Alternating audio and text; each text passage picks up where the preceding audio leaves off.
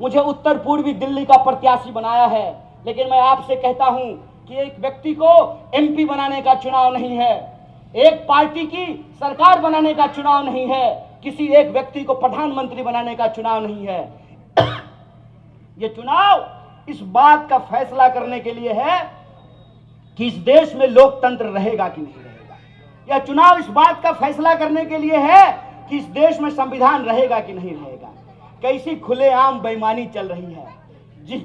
जिन लोगों पर ये आरोप लगाते हैं वो व्यक्ति अगर इनकी पार्टी ज्वाइन कर ले तो सारा आरोप धुल जाता है। मैं कहता हूं कि अगर केजरीवाल जी भाजपा के साथ गठबंधन कर लेते तो वो जेल में नहीं होते, अगर मनीष सिसोदिया जी भाजपा के साथ गठबंधन कर लेते तो वो जेल में नहीं होते। यह जो हमारी आंखों के सामने हो रहा है, इसका फैसला हम लोगों को करना पड़ेगा और हमको ये समझना पड़ेगा कि हम अपने कर्म से ही, गीता में यही लिखा हुआ है ना कि कर्म करो फल की चिंता मत करो। हमको अपने कर्म से ही अपने काम को सार्थक करना पड़ेगा। और इस एरिया में जो रहने वाले लोग हैं, जो 24 लाख वोटर हैं, उनको यह फैसला करना पड़ेगा कि वो बदलाव चाहते हैं कि नहीं चाहते हैं। अगर आप बदलाव चाहते हैं तो एक बदलाव के विकल्प के रूप में हम आपके सामने खड़े हैं। बोलिए, आप उत्तर पूर्वी दिल्ली में बदलाव चाहते हैं? दोनों हाथ उठा करके बोलिए। आगे से हैं तो कोई आकर के आपको गुमराह करने की कोशिश करे। सांसद महोदय आ रहे हैं और जब लोग उनसे पूछता है, आज आए थे वहां पुस्ता की सड़क पे सुबह पे और गली में घुसने का हिम्मत नहीं, पूछते कि साहेब गाना बजाना ही होगा कि सड़क भी बनेगी, गली भी बनेगा? इस सवाल का जवाब उनके पास नहीं है। इसी आपका अपना मुंह गंदा हो जाएगा।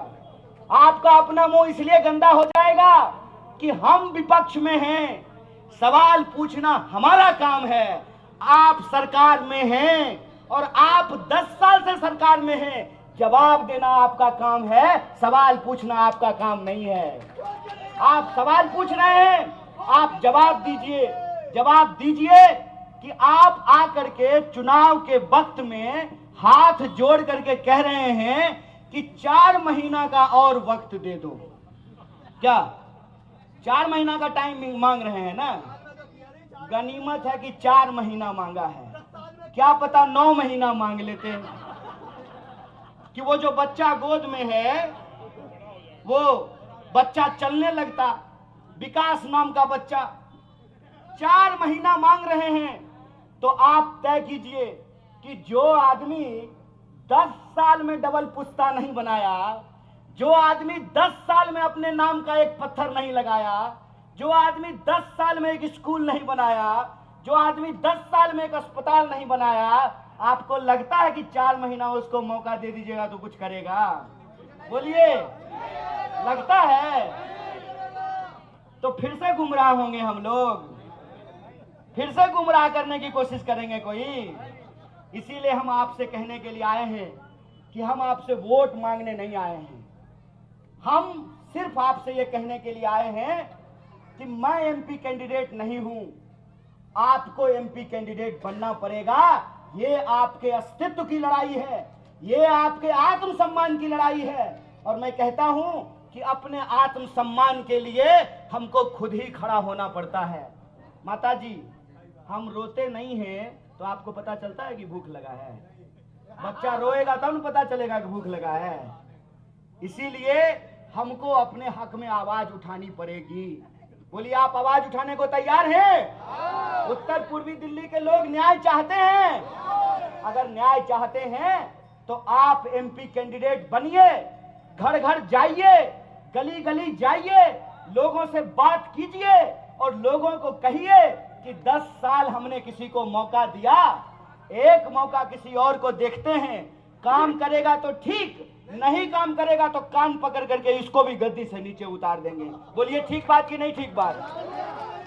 और अगर आप इसके लिए तैयार हैं तो एक बात मैं कहना चाहता हूं, जो नौजवान यहां पे सुन रहा है, सुन लो मेरे भाई, अगर आपके पास डिप्लोमा है और हमारी सरकार बनी तो हम 1 लाख की पहली नौकरी की गारंटी करते हैं। जो हमारी महिलाएं सुन रही हैं, सुन लीजिए माताएं बहनें, अगर हमारी सरकार बनी तो महालक्ष्मी योजना के तहत हर महीने आपको 1,000 रुपया ऑलरेडी दिल्ली सरकार देता है ना, हर महीने 1,500 देता है, 1,000 हम 8,500 रुपया जो है आपको देने का काम करेंगे।